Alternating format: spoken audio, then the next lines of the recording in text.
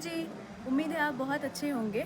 मैं भी अच्छी हूँ और आज मुझे मौका मिला है जागेश्वर आने का, जागेश्वर धाम आने का।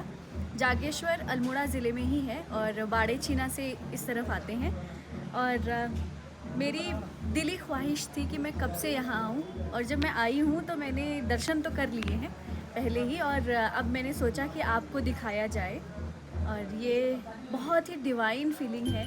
आज आप मेरे साथ सैर कर रहे हैं हमारी देवभूमि उत्तराखंड में वास्तुकला के बेहतरीन उदाहरणों में से एक जागेश्वर धाम की। जी हाँ, जो कि अल्मोड़ा जिले में है और भगवान शिव जी को समर्पित मंदिरों का एक समूह है। अच्छा, इसे समूह क्यों कह रहे हैं? आप खुद देखिए कि यहाँ छोटे बड़े भव्य 124 मंदिर हैं, जो कि हरे भरे खूबसूरत पहाड़ों के बीच लंबे ऊंचे घने देवदार के पेड़ों से घिरे और साथ में जटा गंगा की धारा की गड़गड़ाहट और कल कल छल छल के साथ बहुत ही ज्यादा खूबसूरत और सुंदर दिखते हैं। आप बस देखिए और यकीन मानिए आप देखते रह जाएंगे। जागेश्वर धाम भगवान शिव का मंदिर ज्योतिर्लिंगों में से एक माना जाता है। ये मंदिर लगभग 2500 साल पुराना है। जी हाँ, शिव पुराण, लिंग पुराण और स्कंद पुराण, बहुत सारी पौराणिक कथाओं में भी इस मंदिर का उल्लेख मिलता है। अगर आप यहाँ पहुँचते हैं तो देखेंगे कि यहाँ का शिलालेख, नक्काशी और मूर्तियाँ एकदम खजाने जैसा है। बहुत ही खूबसूरत, बहुत आकर्षक, आप फैन हो जाएंगे। घने देवदार के पेड़ों से घिरी हुई है ये जगह, इसलिए यूजुअली यहाँ बहुत ठंड रहती है और इस समय तो ठंड का मौसम है तो कुछ ज़्यादा ही ठंड है। मतलब इतनी ज़्यादा ठंड है कि मैट बिछी है, उसके बावजूद पैर एकदम सुन्न हो चुके हैं। भाई यकीन मानिए, यहाँ आकर ना मैं एकदम मंत्रमुग्ध सी हो गई। 2500 साल पुरानी नक्काशी और इतनी ज़्यादा खूबसूरत, इतनी शांत और इतनी शीतल जगह। वाओ, मज़ा आ गया देखकर। बंदर बहुत सारे हैं यहाँ और डर भी लग रहा है। और आज लकीली जब मैं यहाँ आई हूँ ना तो तब यहाँ भीड़ नहीं है, बहुत कम भीड़ है और मैं बहुत ही ज़्यादा लकी हूँ, ऐसा मान रही हूँ। यहाँ का स्ट्रक्चर देखिए, बहुत सालों पुराना है और बहुत ही खूबसूरत है, बहुत पीसफुल है। पूरे चारों तरफ देवदार के पेड़ हैं, बहुत भयानक ठंडा है। ये दारुका रूपी वृक्ष हैं, शिवजी और माँ पार्वती हैं। आप देखिए ये पेड़ आपस में जुड़े हुए हैं, मतलब ये दो पेड़ मिलकर एक पेड़ बना हुआ है और कितना खूबसूरत है। ऐसी मान्यता है कि ये शिव पार्वती हैं, आपस में जुड़े हुए हैं और इतना प्यारा लगता है। ये पेड़ इतना ऊंचा है, शानदार है, बस इसी को देखने का दिल करता है। और ये रहा केदारनाथ का मंदिर। जी हाँ, अगर आप केदारनाथ धाम यानी कि 12 ज्योतिर्लिंगों में से एक, जो कि उत्तराखंड के रुद्रप्रयाग जिले में है, वहाँ नहीं जा पाए हैं, दर्शन नहीं कर पाए हैं, तो आप जागेश्वर आइए और यहाँ केदारनाथ के दर्शन कर सकते हैं। क्योंकि केदारनाथ धाम में जैसा भोलेनाथ का पृष्ठभाग यानी पीठ वाला हिस्सा देखने को मिलता है ना, वैसा ही जागेश्वर धाम में भी भगवान शंकर इसी रूप में विराजमान है। जी हाँ, यहाँ स्वयंभू शिवलिंग है। जो भी श्रद्धालु केदारनाथ धाम नहीं जा पाते हैं, वो जागेश्वर आकर केदारनाथ की पूजा अर्चना कर सकते हैं। ऐसी मान्यता है कि यहाँ भगवान शिव और 7 ऋषियों ने अपनी तपस्या की शुरुआत की थी। इसी जगह से ही शिवलिंग को पूजा जाने लगा था। इस मंदिर की एक और खास बात यह है कि जब आप यहाँ पहुँचेंगे, चारों तरफ नज़र घुमाएंगे और गौर से देखेंगे तो पाएंगे कि इसकी बनावट बिल्कुल केदारनाथ मंदिर की तरह ही नज़र आती है। जी, हम बात कर चुके हैं कि यहाँ 124 छोटे बड़े मंदिर बने हुए हैं। जी, जो कि बेहद खूबसूरत तरीके से पूरे जागेश्वर धाम का परिचय देते हैं। दूर दूर से लोग यहाँ आते हैं और जो लोग केदारनाथ धाम नहीं जा पाते हैं, वो यहाँ आकर केदारनाथ के दर्शन करते हैं, पूजा अर्चना करते हैं। और ऐसी मान्यता है कि यहाँ आने के बाद भाई सबके मन को शांति मिलती है, मनोकामना पूरी होती है। बहुत अच्छा लग रहा है मुझे, बहुत ज़्यादा मज़ा आ रहा है, बहुत पीस है यहाँ। हाँ, आई मस्ट रिमाइंड यू कि मैंने दर्शन पहले ही कर लिए हैं और अब आपको दिखा रही हूँ यहाँ का मंदिर। जागेश्वर धाम में मेनली शिव जी, विष्णु, शक्ति और सूर्यदेव की पूजा की जाती है। और यहाँ के जो मेन मंदिर हैं उनके बारे में आपको बताऊँ तो दंडेश्वर मंदिर हो गया, चंडिका मंदिर हो गया, जागेश्वर मंदिर हो गया, कुबेर मंदिर, मृत्युंजय मंदिर, नंदा देवी या नौ दुर्गा मंदिर, नवग्रह मंदिर, सूर्य मंदिर, यहाँ के जो मेन मंदिर हैं उनमें ये हैं। आप जैसे जैसे यहाँ परिक्रमा करेंगे, एक चक्कर लगाएंगे, चारों तरफ नज़र घुमाएंगे, वैसे वैसे ये सारे मंदिर आपको ग्रहों की तरह आसपास दिखाई देंगे। चाहे छोटा आर्किटेक्चर हो, चाहे बड़ा आर्किटेक्चर हो, हर कोई खूबसूरत है और अपने आप में एक अलग सी कहानी समेटे हुए है।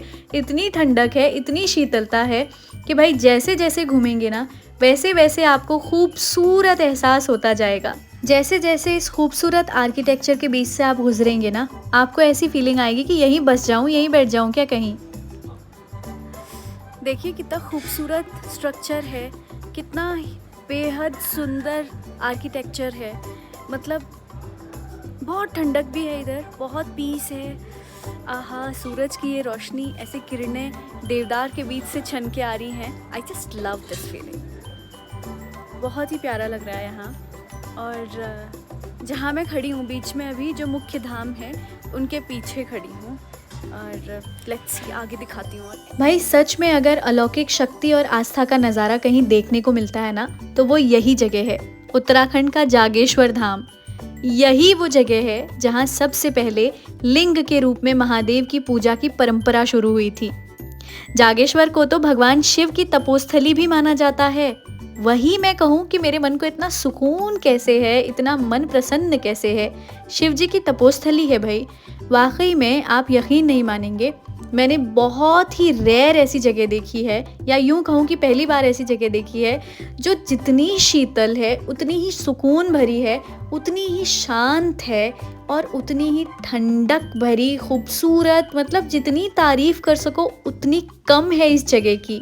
और लक ने इतना अच्छा साथ दिया है मेरा कि यहाँ कोई शोर शराबा नहीं है, आज कोई भीड़ नहीं है और बहुत आराम से दर्शन भी कर पाई हूँ।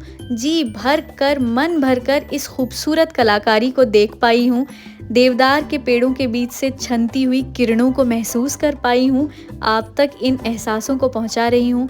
और बगल से बहती हुई जटा गंगा की जो धारा है ना खूबसूरत, उसकी आवाज़ और ठंडक को महसूस कर पा रही हूँ। और मुझे पूरा भरोसा है कि आप भी मेरे साथ इसे महसूस कर पा रहे हैं, क्योंकि ये इतना सुंदर एहसास है, इतना मज़ेदार एहसास है कि मैं शब्दों में बयान नहीं कर सकती। क्योंकि मुझे वैसे भी बहुत शौक़ है कि मैं ऐसे खूबसूरत कलाकारी आर्किटेक्चर को देखूं, सराहूं और जी भर के अपनी आंखों में समेट लूं।